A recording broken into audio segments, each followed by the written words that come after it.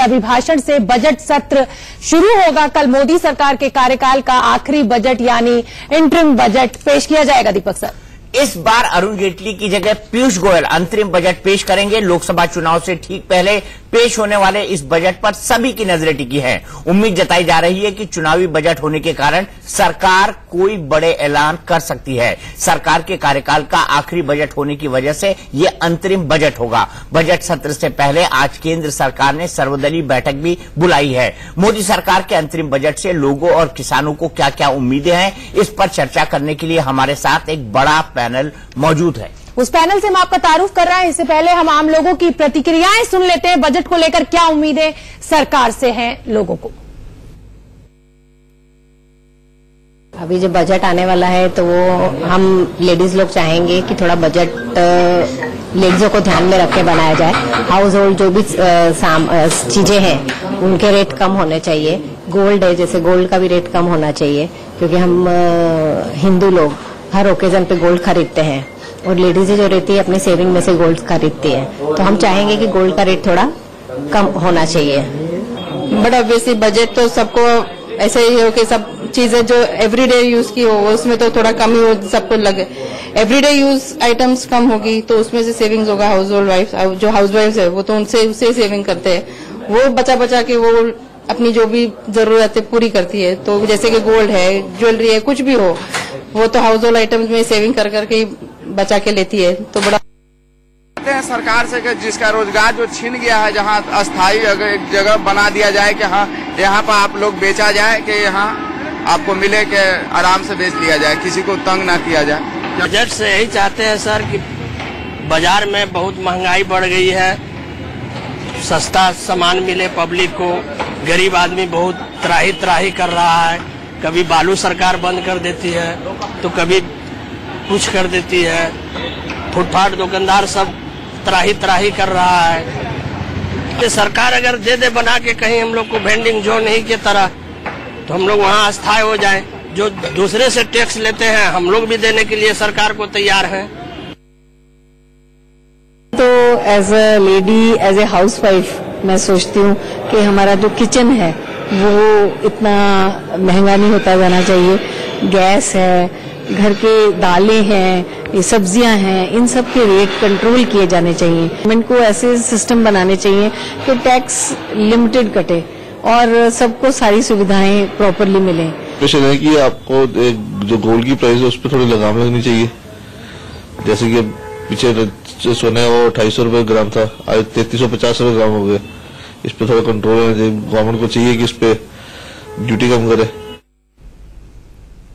तो चलिए, आम लोगों को आपने सुना कि क्या उम्मीदें वो लगाए बैठे हैं सरकार से। किसानों की भी अपनी उम्मीदें हैं, महिलाओं की अपनी उम्मीदें। एक बड़ा पैनल मेरे साथ मौजूद है। चारू प्रज्ञा जी बीजेपी की स्पोक्स पर्सन है, विजय कौशिक जी पॉलिटिकल एनालिस्ट हैं, सचिन गोयल जी सीए हैं और टैक्स एक्सपर्ट हैं। दीपक सर, अब से कुछ ही देर बाद बजट सत्र जब भी शुरू होगा तो आपका अभिभाषण के साथ ही राष्ट्रपति के शुरू होगा, तो रिपोर्ट कार्ड दिया जाएगा मोदी सरकार के 5 सालों का। बिल्कुल, राष्ट्रपति के अभिभाषण की परंपरा ये होती है, चूंकि ये सरकार जो है वो राष्ट्रपति द्वारा चयनित होती है। राष्ट्रपति जो है सर्वे सर्वा होते हैं इस सरकार के।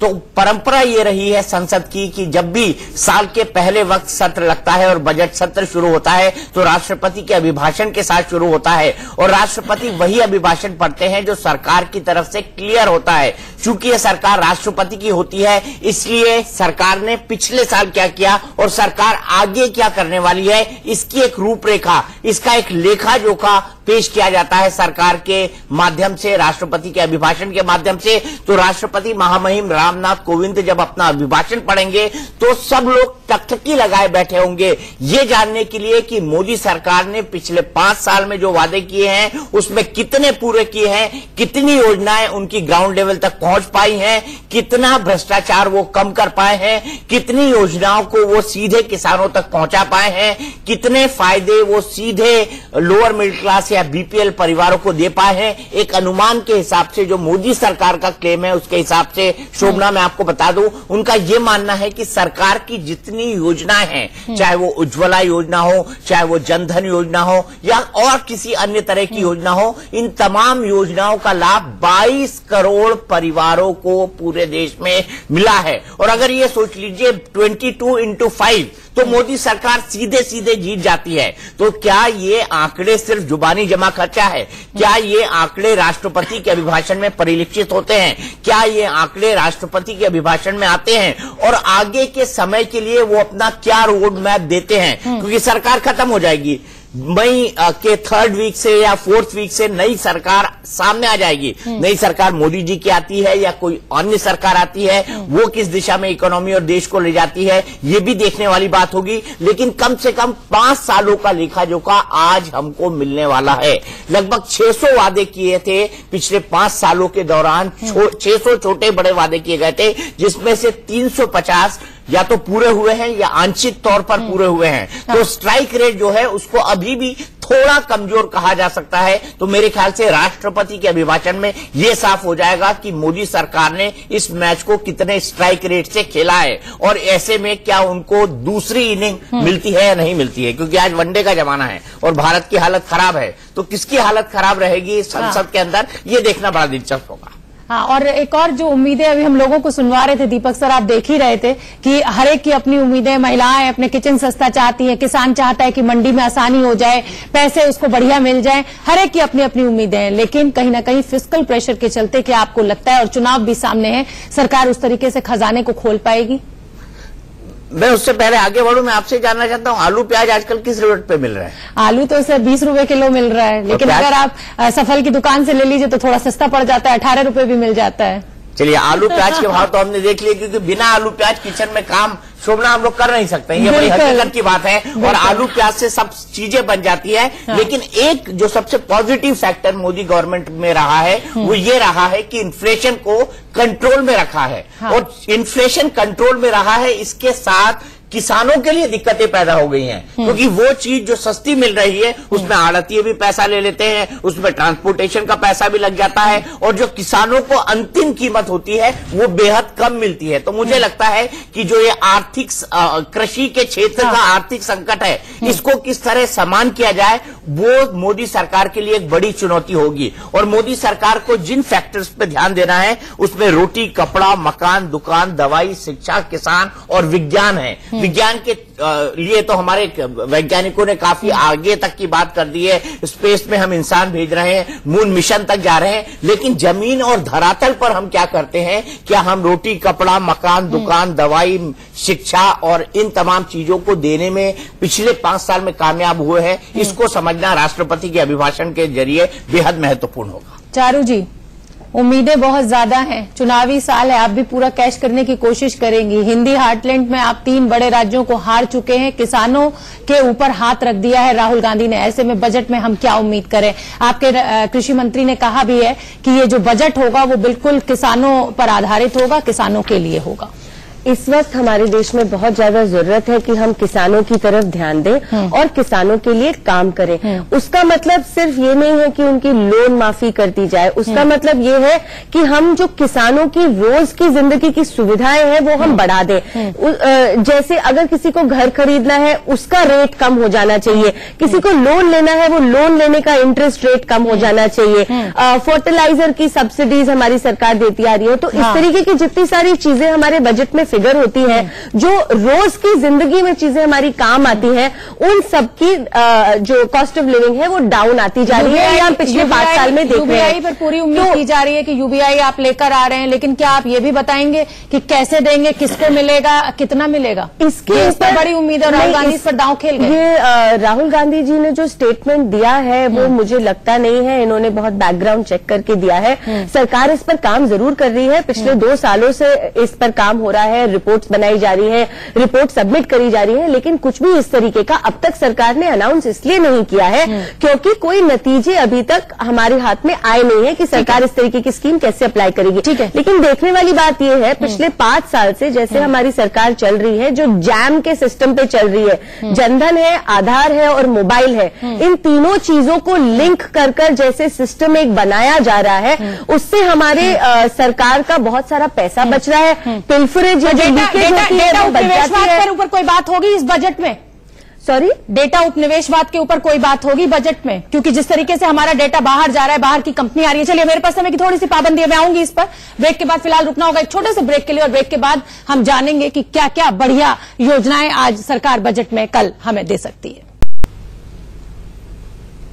राष्ट्रपति के अभिभाषण में बजट सत्र शुरू होते ही मोदी सरकार के 5 साल का रिपोर्ट कार्ड पेश किया जाएगा राष्ट्रपति के द्वारा। सरकार के द्वारा ही ये पास होता है। पूरा भाषण जो सरकार बताती है उसी को राष्ट्रपति ऐलान करते हैं। सचिन गोयल जी, आपका मैं रुख करना चाहूंगी। सरकार ने अभी एक बड़ा ऐलान किया, 10% आर्थिक आधार पर सवर्णों को आरक्षण दिया। 8 लाख से कम आमदनी वालों, 8 लाख तक आमदनी, वो टैक्स देते हैं। तो सवाल ये था विपक्ष का कि क्या जो लोग 8 लाख पर टैक्स देते हैं, क्या वो आर्थिक आधार से पिछड़े माने जा सकते हैं? तो क्या माना जाए, क्या कर मुक्त आय की सीमा बढ़ा सकती है सरकार? और जो इनकम टैक्स में हमारा जो सेक्शन 80C के तहत है टैक्स छूट, वो 50,000 की बढ़ोतरी कर सकती है? जी, इसमें उम्मीद यही है कि टैक्स स्लैब कुछ तो बढ़ेगा, लेकिन 8 लाख हो जाए इसकी उम्मीद नहीं है। हम उम्मीद कर रहे हैं कि कुछ 3 लाख या 3.5 लाख तक टैक्स स्लैब को लेकर जाएंगे। और जहां तक बात है 80C की, तो 80C की लिमिट जरूर बढ़नी चाहिए। वो भी फिलहाल 1.5 लाख है, तो वो 2 लाख या 2.5 लाख तक उम्मीद 3 लाख तक मांग करी जा रही है। 2.5 लाख तक उम्मीद कर रहे हैं कि हो जाना चाहिए। दीपक सर, जिस तरीके से विपक्ष उंगली उठा रहा है, लेकिन सरकार के लिए सिर्फ विपक्ष को खुश करना, ये लोगों को खुश करना एम नहीं है, अपना पैसा भी देखना पड़ेगा अपने खाते में। बिल्कुल, खाते में पैसा भी देखना पड़ेगा। और जो सबसे बड़ी डिस्क्रिपेंसी थी वो ये थी कि 8 लाख के व्यक्ति की आमदनी वाला जो कि इनकम टैक्स देता है, 2.5 लाख से ऊपर की आमदनी पर इनकम टैक्स लगता है, 1.5 लाख उसकी जो है 80C की छूट होती है, यानी कमोबेश एक 4 लाख का कैलकुलेशन फिगर यही आता है ना सचिन जी। तो अगर 8 लाख वाले को आप आर्थिक रूप से पिछड़ा मानते हुए उसको आरक्षण दे रहे हैं, तो 8 लाख की लिमिट, क्योंकि पार्लियामेंट के अंदर जो डिस्कशन हुआ था उसमें भी यही बात आई थी कि 8 लाख की लिमिट को फिर इनकम टैक्स की लिमिट क्यों नहीं बना दिया जाता। तो इस बात को लेकर जरूर शोर शराबा होगा। राष्ट्रपति के अभिभाषण में तो शोर शराबे की गुंजाइश कम होती है, लेकिन कल जब वित्त मंत्री बजट से पेश करेंगे और अगर वो 5,000 भी लिमिट बढ़ा दे, 50,000 भी लिमिट बढ़ा देते हैं, जिसकी उम्मीद की जा रही है कि वो 3 लाख तक जाएंगे, एक उम्मीद ये की जा रही है कि 3 लाख नहीं वो 5 लाख तक चले जाएंगे। लेकिन सरकार वैसे भी जानती है कि उसका जो टैक्स का कलेक्शन है वो बेहद कम है। बहुत कम लोग टैक्स भरते हैं। ऐसे में अगर वो इस तरह की छूट दे देती है तो टैक्स का कलेक्शन और कम हो जाएगा। तो मुझे नहीं लगता कि 3 से ज्यादा सरकार इस बात को लेकर रिस्क लेगी कि 3 लाख से तक की छूट हो। 8 लाख तक की छूट तो नहीं ही होगी। और इन तमाम चीजों को देखते हुए ये साफ साफ लगता है कि भले से सरकार कितनी रियायत दे, 50,000 की देती है, 1 लाख की देती है, 80C को 1.5 से बढ़ाकर 2 करती है, 2.5 करती है, इस मुद्दे पर हंगामा संसद के अंदर जरूर होगा। और जो दूसरा सबसे महत्वपूर्ण मुद्दा है जिसको हम पूरी तरह से भूल रहे हैं, वो है किसानों का मुद्दा शोभना। और किसानों के मुद्दे पर कई सारी ऐसी चीजें हैं जिनका पिटारा खुलना बाकी है। चारू प्रज्ञा को मेरी बात शायद अच्छी न लगे, लेकिन चारू प्रज्ञा, एक बात तो तय है कि मध्य प्रदेश, छत्तीसगढ़ और राजस्थान, यहां पर किसान कर्ज माफी की बात करके जैसे तैसे सही राहुल गांधी अपनी सरकार बना ले गए। आप एग्री करती हैं? लेकिन दीपक जी, अगर सरकार बना भी ले गए हैं, सरकार बनने के बाद ही हमने देखा कि ना तो वहां अनफॉर्चुनेटली आत्महत्या रुक पाई है, और जैसे जैसे ये जो लोन माफी के चेक जाने थे, आपकी भी सरकार बन गई 5 साल पहले 2014 में। लेकिन फर्क है आपके शासनकाल में क्या रहा? दीपक जी बता दीजिए। दीपक जी, जबकि बजट सर इन्होंने दुगना कर दिया, 1.2 लाख करोड़ से आपने 2.1 करोड़ कर दिया। उत्तर प्रदेश में 1 साल के अंदर 25,000 करोड़ तक का भुगतान हुआ है। लेकिन अगर आप यही कंपैरिजन मध्य प्रदेश से ड्रॉ करते हैं, जब बोला ये गया है 2 लाख तक का कर्जा माफ होगा, लेकिन चेक जाते हैं 5 रुपए के और 10 रुपए के और 15 रुपए के। उत्तर प्रदेश में ऑन ग्राउंड फर्क नहीं पड़ रहा है। 1 रुपए का भी गया। एक किसान ने तो आलू बेचा और 197 रुपए का मनी ऑर्डर प्रधानमंत्री जी को भेजा। बोला मैंने आलू इतना उपजाया, इसकी पूरी कीमत है, उसमें मुझे 197 रुपए का फायदा मिला है। ऐसा है, आपको मैं ये बताना चाहती हूँ, जो सिचुएशन उत्तर प्रदेश में है और मध्य प्रदेश में है, उसमें बहुत फर्क इस बात का था कि उत्तर प्रदेश में बहुत पहले से पेमेंट ही नहीं हुआ था, भुगतान ही नहीं हुआ था, तो लोन पे लोन चढ़ता जा रहा था किसानों के ऊपर, और उसको राहत ठीक से मिलने के लिए थोड़ा समय लग जाता है। जबकि मध्य प्रदेश में ये सिचुएशन नहीं है। मध्य प्रदेश की फिर भी कहानी नहीं है। अगर आप और थोड़ा पीछे जाते हैं, अगर आप कर्नाटका देखते हैं, कर्नाटका में भी कहने को 44,000 करोड़ का भुगतान हुआ है, लेकिन फायदा उतने लोगों तक ठीक से पहुंच नहीं पाया है। जो हमारी सरकार की अब नीतियां रहेंगी वो डायरेक्ट बेनिफिट ट्रांसफर की रहेंगी। जिस तरीके से अब तक सरकार काम करती आ रही है, अगर आप एक कुछ सालों का हमारा ट्रेंड देखते हैं तो टैक्स नेट में आने वाले लोग अब बहुत ज्यादा बढ़ गए हैं, और टैक्स नेट में जितने ज्यादा लोग बढ़ेंगे लोग अपनी इनकम छुपा नहीं पाएंगे। किसान की बात करिए, मुझे ये लगता है कि किसानों को देखिए, हम पिछले 5 साल में, एक मिनट मेरी बात सुनिए, किसानों को 5 साल में जितने भी वादे किए गए हैं वो डे ड्रीम है, दिवा स्वप्न है। आपने एकदम से कह दिया कि 2022 तक हम किसानों की आमदनी दोगुनी कर देंगे। हमने स्वामीनाथन आयोग की रिपोर्ट लागू कर दी, लेकिन स्वामीनाथन आयोग की उस रिपोर्ट के अनुसार से जो 1.5 गुना एमएसपी दे रहे हैं, उसमें आप उनकी जमीन का मार्केट रेट क्या शामिल कर रहे हैं? जवाब है नहीं। तो ये स्वामीनाथन कमीशन की पूरी रिपोर्ट लागू आपने कर दी, ये कहां हो पाया? आप तो अधूरी चीज उनको बता रहे हैं और उसी अधूरी चीज से उनकी पूरी प्रॉब्लम एड्रेस कर रहे हैं। देखिए दीपक जी, मैं यही बोल रही हूं, किसानों को सच समझ में आ रहा है, आप कुछ भी बोल रहे हैं, उनको जमीनी हकीकत पता है। चलिए थोड़ी सी चारू जी, थोड़ी सी समय आप ब्रेक के लिए इल्जाम सरकार ब्रेक के लिए रुकना पड़ रहा है। ब्रेक से आते ही इस इल्जाम का आपको जवाब देने का पूरा मौका दिया जाएगा। रुकेंगे एक छोटे से ब्रेक के लिए, फौरन हाजिर हो रहे हैं।